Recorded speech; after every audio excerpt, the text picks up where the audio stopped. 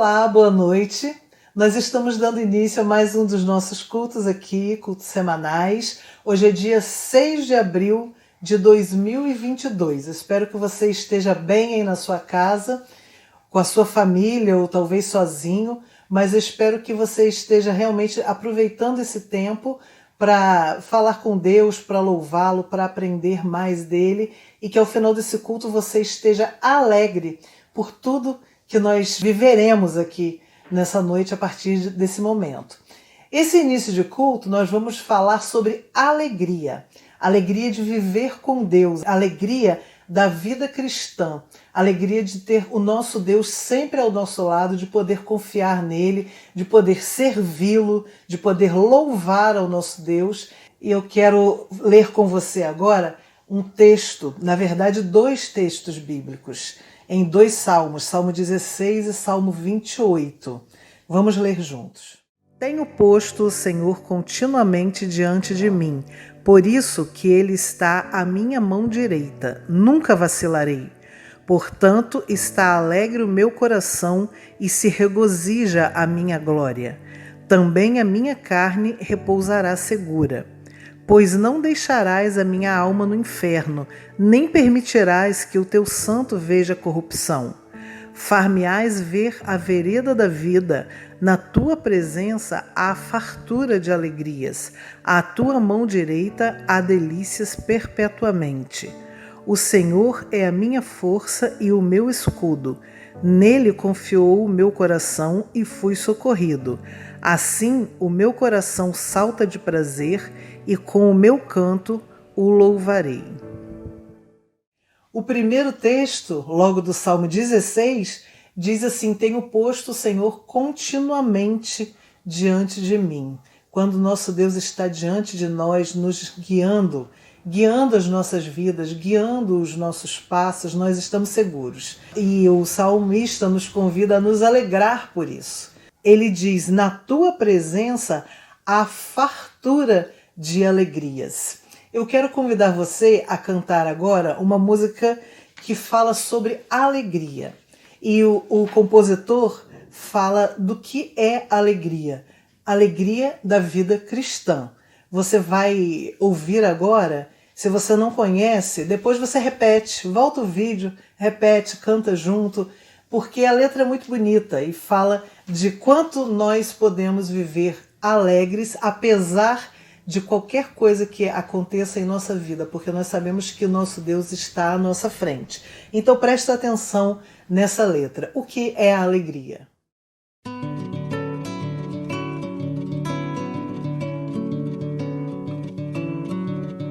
A alegria é viver feliz, sem importar qual a situação. Se honrado ou se humilhado, em escassez ou fartura de pão. A alegria é poder pedir ao Deus bendito pelo meu irmão. É viver no mesmo sentimento de afeto e de consolação. A alegria é saber que Deus, segundo a sua glória e riqueza, vai suprir nossas necessidades, com certeza. A alegria é tudo perder, sem perder nada do amor de Deus. Ter de Cristo conhecimento nos caminhos seus. Alegria, alegria, essa alegria no Senhor nunca vai acabar. Alegria, alegria, Ele nos faz tanto querer como realizar. A alegria é viver feliz, sem importar qual a situação. Se honrado ou se humilhado, em escassez ou fartura de pão. A alegria é poder pedir ao Deus bendito pelo meu irmão. É viver no mesmo sentimento de afeto e de consolação. A alegria é saber que Deus, segundo a sua glória e riqueza, vai suprir nossas necessidades, com certeza. A alegria é tudo perder, sem perder nada do amor de Deus. Ter de Cristo o conhecimento nos caminhos seus. Alegria, alegria, essa alegria no Senhor nunca vai acabar. Alegria, alegria, essa alegria no Senhor nunca vai acabar. Alegria,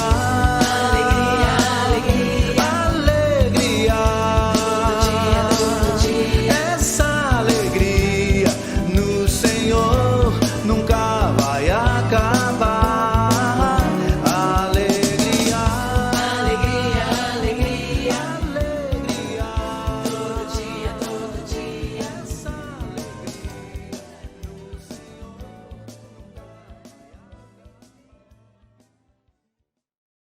A segunda música que nós vamos cantar essa noite se chama Cristo, Alegria das Nações.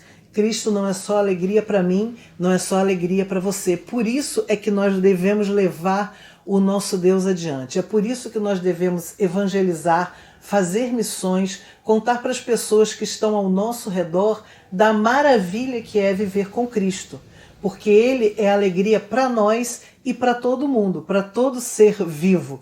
Ele é a alegria de todas as nações. Essa música fala disso também. Hoje é tempo de cantar, de se alegrar, hora de voltar-se para Deus, porque Cristo é a nossa alegria em todo o tempo. Ela é muito animada, eu tenho certeza que você vai gostar e eu já vou te aconselhar.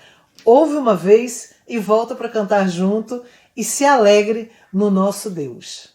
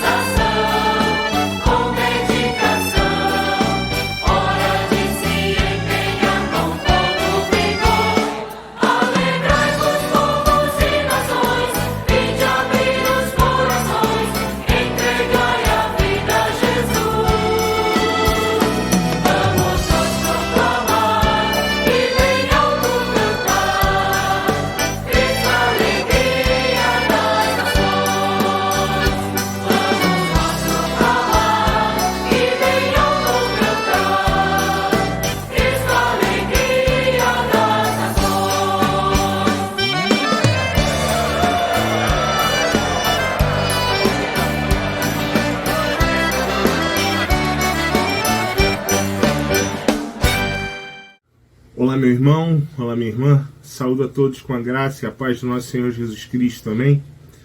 Bem, é um prazer estar com você aqui, ou na verdade com você aí, nesse momento que você me escuta. Eu sempre gosto de brincar como essa é a graça da internet, a graça do YouTube, né, por onde você está me ouvindo nesse momento, que você me vê, me ouve, mas muito possivelmente agora eu estou fazendo algo muito diferente do que estar aqui conversando com você. Brincadeiras à parte, você que me escuta aí pelo seu celular, pela sua TV, pelo seu computador, eu te saúdo com a graça e a paz do nosso Senhor, pois Ele é o Senhor da compaixão, é Ele que tem cuidado de nós, é Ele quem nos abençoa, é Ele quem fala ao nosso coração. E é um prazer estar aqui com você.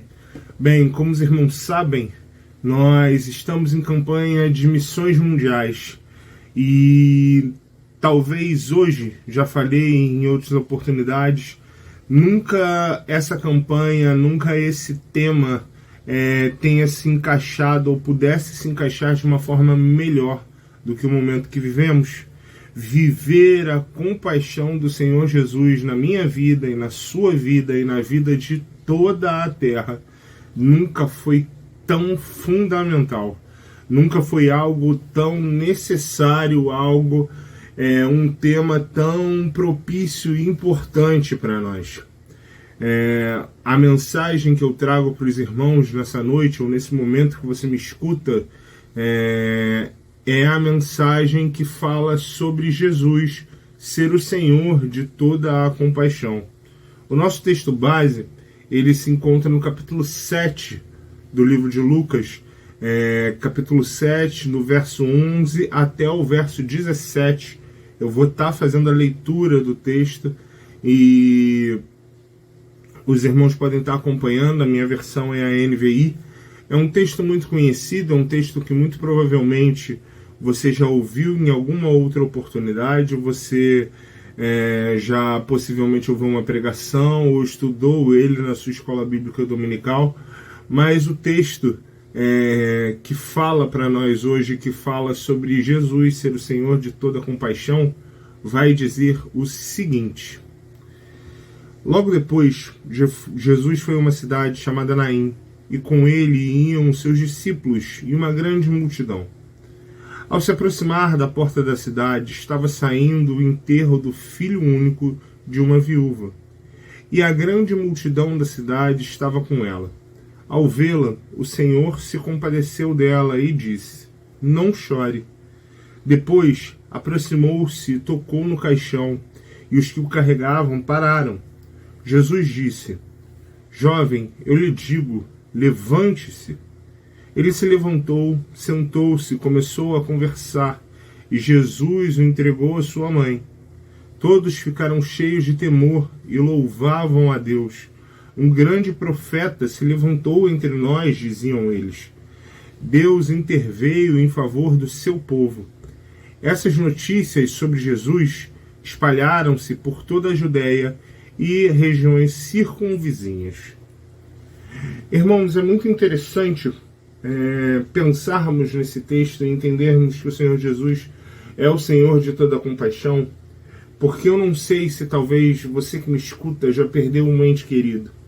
Talvez você que me escuta já perdeu alguém que amava muito, e entende e talvez consiga mensurar, por mais que dores não possam e não devam ser comparadas, mas talvez você consiga mensurar a dor que essa viúva sentia. E para os irmãos entenderem, já com certeza a grande maioria sabe e já entende, pois nós viemos trabalhando e trabalhamos sempre o entendimento do contexto histórico, né, do texto sagrado. A Bíblia ela é escrita num contexto histórico onde muita coisa é importante para o nosso entendimento, muita coisa enriquece o nosso entendimento do texto, não é verdade? Os irmãos precisam entender que essa mulher que acaba de perder o seu filho, ela não perde somente o filho. Ela não é só uma mãe que acabou de perder a criança de seus olhos. Ela não é só uma mãe de luto por perder o seu filho amado. Primeiro que o texto já vai definir que essa mulher é uma viúva. Então o pai desse menino desse jovem possivelmente já não estava mais vivo. O pai desse jovem já havia falecido. E quando Jesus encontra com essa mulher, ela também havia perdido o seu filho. Nós entendemos, e nós até temos trabalhado esse tema com os nossos adolescentes na Escola Bíblica Dominical, estudando sobre os livros históricos, estudando sobre a perspectiva histórica que Israel viveu em toda a sua caminhada até a chegada no Novo Testamento, que a função e o papel das mulheres naquela cultura específica era muito crítica. As mulheres eram tratadas como praticamente objetos ou mesmo animais que serviriam de troca, serviriam para ter somente os descendentes. Aquela mulher possivelmente viveria o resto de sua vida, o resto de seus dias na miséria, porque ela não poderia trabalhar. Afinal de contas, ela precisaria ser sustentada por alguém. Ela precisaria ser sustentada pelo seu marido, por seus filhos. Se talvez o seu marido ou um de seus filhos tivesse algum parente, homem, vivo, que pudesse resgatá-la, assim como foi no livro e no texto de Ruth, talvez ela pudesse ser salva, mas o texto não fala sobre isso, e então vamos tentar conjecturar aqui um pouquinho com todo temor à palavra do Senhor e todo tremor a ela também, que aquela mulher possivelmente não tinha mais ninguém na sua família. Aquela mulher possivelmente estava só. E aquele filho, aquele que também a mantinha, aquele que era não só o seu amigo, o seu companheiro, aquele que tinha saído de suas entranhas, mas aquele que também era o seu sustentador, havia falecido. E quando nós falamos sobre o Senhor Jesus ser o Senhor de toda a compaixão, o nosso primeiro ponto é que Ele é Senhor de toda a compaixão, porque não está indiferente às nossas dores e às nossas perdas. O verso 11 até o verso 13 vai dizer que o Senhor estava chegando, estava passando por Naim, junto com os seus discípulos e junto com aqueles que o seguiam, e Jesus é muito perspicaz. Jesus tem uma visão e uma capacidade de síntese e análise de toda a situação que ocorre de uma maneira estrondosa e divina, pois afinal de contas Ele é Senhor.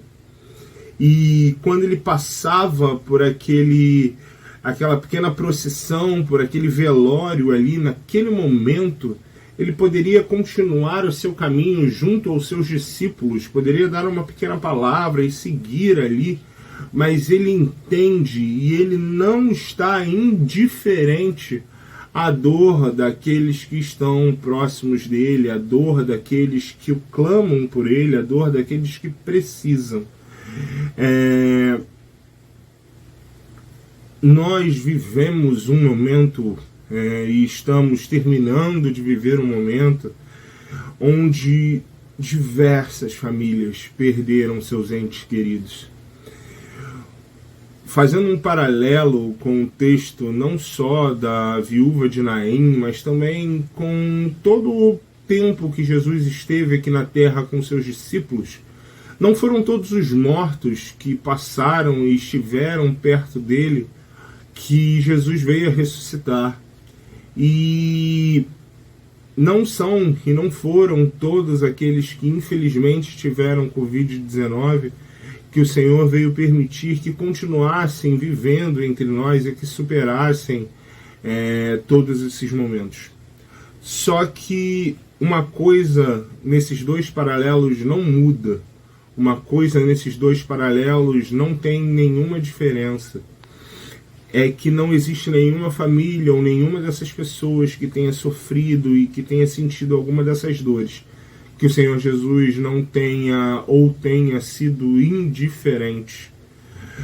O Senhor, nesse momento, age por conta da sua soberana vontade, por conta do seu entendimento e ele vê nos olhos e no coração daquela mãe alguém que havia perdido seu filho e alguém que precisava de um milagre daquela forma específica, um milagre daquela maneira, um milagre que significava muito mais do que algo miraculoso, mas significava um gesto de compaixão. Aquela mulher possivelmente viveria na miséria o resto de seus dias, e com compaixão e o poder de Deus que transforma a vida e que concede a vida, Jesus traz esse menino de volta. E entendam, e precisamos entender que o Senhor continua não sendo indiferente às nossas dores. Pensar na pandemia, pensar em todo o momento que vivemos do Covid-19 e que ainda estamos saindo dele, é pensar em momento de dores, é pensar em sofrimento, é pensar em famílias que perderam diversos entes queridos. Mas é entender que o Senhor Jesus não está indiferente a nada disso e que Ele, na sua soberania, tem consolado o coração de todos aqueles que têm sofrido, tem consolado e tem demonstrado compaixão a cada um deles, porque Ele é o Senhor de toda a compaixão. O nosso segundo ponto vai dizer que Jesus é o Senhor da compaixão, porque a sua intervenção e a sua palavra dão vida. O verso 14 e o verso 15 são muito interessantes, porque o texto vai dizer que o Senhor encosta no caixão e todos aqueles que estavam ali naquele momento param. É muito interessante porque, como eu disse, o Senhor Jesus não está indiferente às tuas dores, não está indiferente às minhas dores, não está indiferente às dores de ninguém. E nesse momento específico existe ou vai acontecer um momento da intervenção dele, pois ele não está indiferente às nossas dores e ele age conforme a sua soberania e a sua sabedoria, a sua misericórdia, a sua graça e principalmente a sua compaixão por mim e por você. E o texto vai dizer que Jesus encosta no caixão, e é muito interessante pensarmos nisso, porque a reação de todos realmente se dá. Porque como pode um homem que estava levando uma multidão, um homem claramente judeu, que claramente parecia um doutor da lei, ou um mestre, um entendido sobre as escrituras sagradas, tocar em um local onde tinha um corpo morto? Pois afinal de contas, como os irmãos bem sabem, qualquer homem ou mulher que viesse a tocar em um cadáver, qualquer judeu que venha a tocar em um cadáver, se torna uma pessoa impura.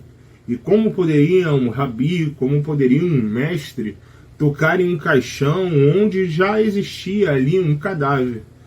É porque o Senhor estava no lugar certo, na hora certa, ou na verdade no lugar dele, nas horas dele, que são todas as horas, que são todos os momentos, mas ele estava ali para fazer e para intervir com aquilo que ninguém poderia fazer, para intervir trazendo vida ou devolvendo vida nesse momento.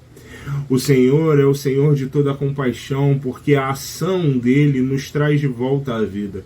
A ação de Jesus traz aquele menino e de forma miraculosa e de forma que ninguém poderia fazê-lo naquele momento. É interessante porque nós podemos perceber que no Novo Testamento, até a ação de Jesus com Lázaro e com esse menino, ninguém havia ressuscitado alguém. Nós podemos ver isso no Antigo Testamento, através da oração de Elias e do próprio Eliseu. Nós podemos ver em outros momentos, mas ali, naquele contexto, depois de tanto tempo que já havia se passado, ninguém havia feito aquilo. E a intervenção do Senhor Jesus traz vida não só àquele menino, mas traz vida àquela mulher.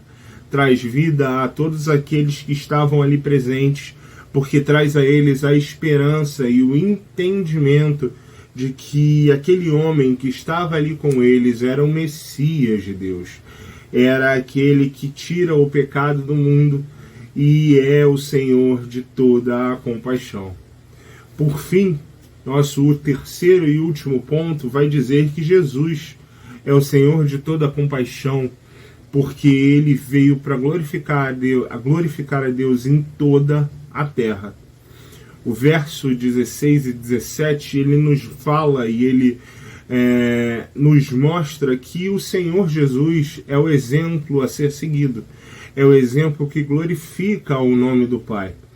O povo que estava ali ao redor entende e reconhece que eles estavam diante de um grande profeta de Deus. Inúmeras vezes o Senhor Jesus demonstra que tudo aquilo que ele vem a fazer no período que ele estava na terra, tudo aquilo que ele vem a ensinar aos seus discípulos, não vinha somente dele, mas sim da vontade de seu Pai.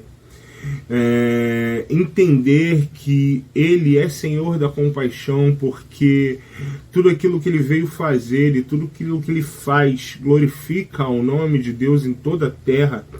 É entender que através dele, através do exemplo que ele nos traz, através do exemplo que precisa ser seguido, nós conseguimos entender, nós conseguimos compreender que o Senhor, o Deus de todas as coisas, o Senhor de toda a criação, tem compaixão de nós. Esse ponto pode parecer diferente porque ele é um ponto missiológico dentro da minha fala, mas ele é o ponto de ligação e ele é o ponto mais fundamental para nós. Entender que nós precisamos viver a compaixão, é entender que o Senhor Jesus é esse exemplo máximo de compaixão e que a intervenção dele nos traz vida ou traz vida onde ela está, entender que ele se compadece das nossas dores e do nosso sofrimento. Isso tudo só se dá porque nós podemos olhar para Jesus e ver a vontade de Deus para o ser humano, ver a vontade de Deus para a minha vida e para a sua vida no exemplo da figura de Jesus. Entender que tudo aquilo que Jesus fez é para a glória de Deus Pai, é entender que ele cumpriu a vontade de Deus na terra, é entender que a compaixão de Deus estava sobre ele, assim como está sobre cada um de nós. É entender que a ação dele sobre as nossas vidas não só as transforma, mas as salva. Porque, para concluirmos a nossa conversa, quando falamos sobre Jesus ser o Senhor de toda a compaixão, na perspectiva da ação dele com aquela viúva, na perspectiva do entendimento que ele não está indiferente às nossas dores, nós entendemos que ele não estava indiferente à situação que aquela mulher estava vivendo. Entender que ele é Senhor de toda a compaixão, porque a sua palavra traz vida, é entender que ele salvou e ele transformou e trouxe de volta à vida todo o ambiente que estava ali, e trouxe vida de volta àquela viúva também, e entender que ele é Senhor de toda a compaixão, porque tudo aquilo que ele fazia e tudo aquilo que ele fez durante aquele momento glorificava o nome de Deus em toda a terra, significa a ação e o exemplo que ele tem da vontade de Deus, a vontade de Deus revelada entre os homens. Mas quando nós pensamos em todos aqueles que estão envolvidos ali, se nós pudéssemos nos colocar no lugar de alguém, ou se nós pudéssemos ser a representação ou representados por algum personagem específico do texto de Lucas 7, felizmente, irmãos, ou infelizmente para alguns, nós somos o jovem que estava morto. O Senhor é Senhor de toda a compaixão, porque ele salvou as nossas vidas. Ele nos tirou das trevas da morte para a maravilhosa luz da vida e vida em abundância. E ele faz isso por compaixão por mim e por você. Essa é a mensagem que nós precisamos levar. Se eu e você podemos nos identificar com algum personagem do texto da viúva de Naim, primeiramente nós precisamos nos identificar com o filho, pois nós estávamos mortos e ele, por compaixão, nos trouxe de volta à vida.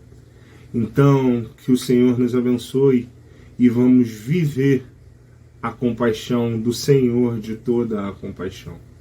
Amém.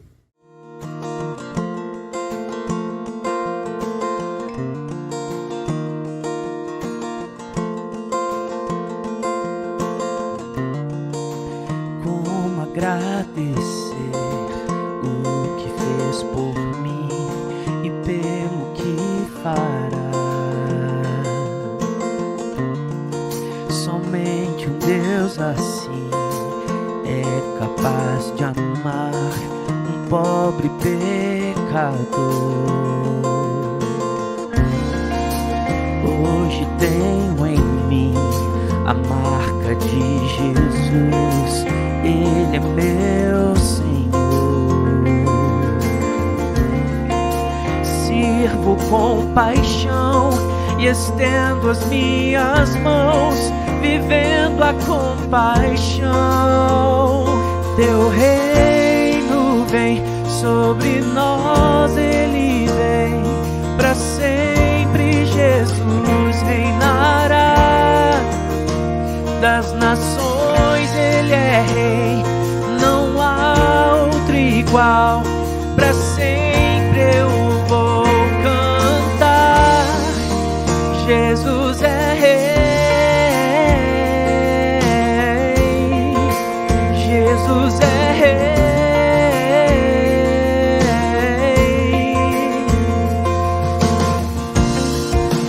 Hoje tenho em mim a marca de Jesus, Ele é meu Senhor. Sirvo com paixão e estendo as minhas mãos, vivendo a compaixão. Teu reino vem sobre nós, Ele vem para sempre. Jesus reinará das nações, Ele é rei, não há outro igual. Para sempre eu vou cantar. Não vivo mais eu, mas Cristo vive em mim. Minha vida eu entrego e vou com Cristo até o fim. Não vivo mais eu, mas Cristo vive em mim. Minha vida eu entrego e vou com Cristo. Teu reino vem sobre nós, Ele vem para sempre. Jesus reinará das nações, Ele é rei, não há outro igual. Para sempre vou cantar. Teu reino vem sobre nós, Ele vem para sempre. Jesus reinará das nações, Ele é rei, não há outro igual. Para sempre eu vou cantar. Jesus é rei, Jesus é rei.